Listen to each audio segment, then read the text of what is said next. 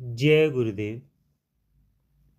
यह तो एक निश्चित बात है कि जितना आपके अंदर जीवन भाव प्रगाढ़ होगा, उतना आप में अहंकार अधिक होगा, उतने विकार अधिक होंगे। यदि आपने अपना अहम अपने चित्त में से उठा करके चरणों के अर्पण कर दिया, शक्ति के अंदर स्थापित कर दिया, और शक्ति में अहंकार नहीं, इसलिए आपके चित्त के अंदर, आपके अहम के अंदर भी अहम तो होगा, लेकिन अहंकार नहीं होगा। आपका अहम शुद्ध हो जाएगा। जो शुद्ध अहम होता है, वह जब अपने चित्त में दृष्टिपात करता है, वह अंतर में अपने चित्त में देखता है, तो उसे शक्ति के दर्शन होते हैं। संस्कारों के नहीं, विकारों के नहीं, वासनाओं के नहीं, चित्त के नहीं, मन और बुद्धि के नहीं। उसको अपने चित्त के अंदर शक्ति दिखाई देती है। उसे अपने चित्त के अंदर भी शक्ति दिखाई देती है, और बाहर जगत में भी जब वह देखता है, तो वहाँ भी उसे शक्ति की सर्वव्यापकता ही दिखाई देती है। तीर्थ शिवोम भक्त जो सांचा, राखे माथा चरण नवाए। जो ऐसा भक्त है जिसने अपने अहम को अपने चित्त में से उठा करके शक्ति के अंदर स्थापित कर दिया है, वही सच्चा भक्त है। मैंने कई दिन पहले आपको एक बात कही थी, समर्थ रामदास की। समर्थ रामदास ने कहा कि भक्त कौन है? उत्तर दिया कि जो विभक्त नहीं है। तो विभक्त क्या है?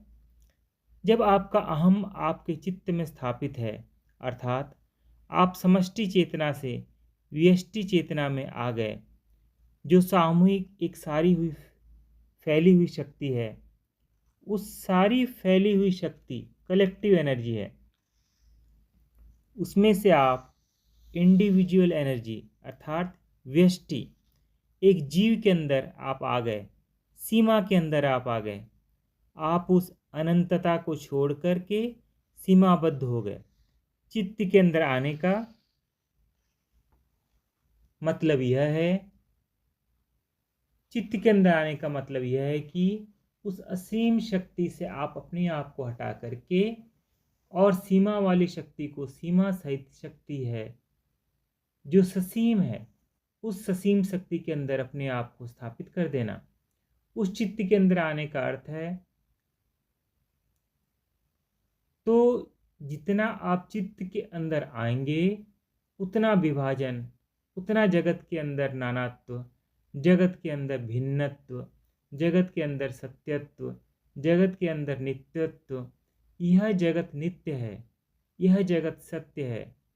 यह जगत में नाना नाम रूपात्मक जगत अपने आप विभाजित होते चले जाएंगे।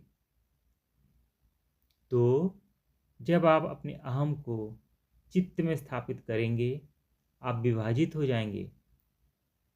और जब आप अपने अहम को चित्त में से उठा करके शक्ति के अंदर स्थापित कर देंगे, तो आपका विभाजन समाप्त होगा। आप सच्चे भक्त हो जाओगे। तीर्थ शिवोम भक्त जो सांचा, राखे माथा चरण नवाए। टूटे गर्व होए प्रभु सरणी। उसका गर्व टूट जाता है, उसका सारा अभिमान चकनाचूर हो जाता है। ऐसा वह जान जाता है कि जो अहम था, अहंकार था, यह सब मिथ्या था। इस अहंकार में कोई तत्व नहीं, कोई सार नहीं। हम निस्सार अहंकार के अंदर अपना जीवन व्यापन कर रहे हैं, और अहंकार के अंदर जीवन व्यापन करना सब अस्वाभाविक है। चित्त की स्वाभाविक स्थिति, अपने अहम की जो स्वाभाविक स्थिति है, वह अपने अहम को चैतन्य के अंदर स्थापित करने पर ही अनुभव में आती है। चैतन्य के अंदर स्थापित करने पर ही वह प्रकट होती है। जो अहम है, उसका गुण है कि वह चैतन्य के अंदर पैदा होता है, किंतु चित्त के साथ जब उसका तादात्म्य होता है, तो चैतन्य से हट करके वह चित्त के अंदर स्थापित हो जाता है और विभाजित हो जाता है। तो समर्थ रामदास कहते हैं, तीर्थ शिवोम भक्त जो सांचा, राखे माथा चरण नवाए, टूटे गर्भ होए प्रभु सरणे, उसका अभिमान सब चकनाचूर हो जाता है। अहंकार टूट के पता नहीं कहाँ जाता है और प्रभु के शरणे अर्थात प्रभु के अंदर विलीन हो जाता है। वह प्रभु के चरणों में अपने आप को समर्पित कर देता है, अर्थात अपने आप को शक्ति के अंदर विलीन कर देता है। टूटे गर्भ होए प्रभु सरणी, कटत ही जीवन भाव भक्ति से। फिर उसका जो बाकी का जीवन होता है वो भाव से, भक्ति से, ज्ञान से, भगवान के साथ युक्त होकर बड़े आराम से, चैन से, आनंद से व्यतीत होता है। अब आपको कैसा जीवन व्यतीत करना है यह आपके ऊपर है। आपने टुकड़े टुकड़े होकर के जीना है कि टुकड़ों को जोड़ करके एक होकर के जीना है। जितना आप टुकड़े टुकड़े होगे उतना आपको दुख होगा और क्लेश अधिक होगा।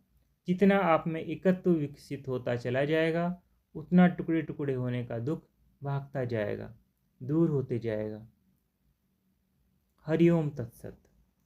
श्री गुरु महाराज की जय।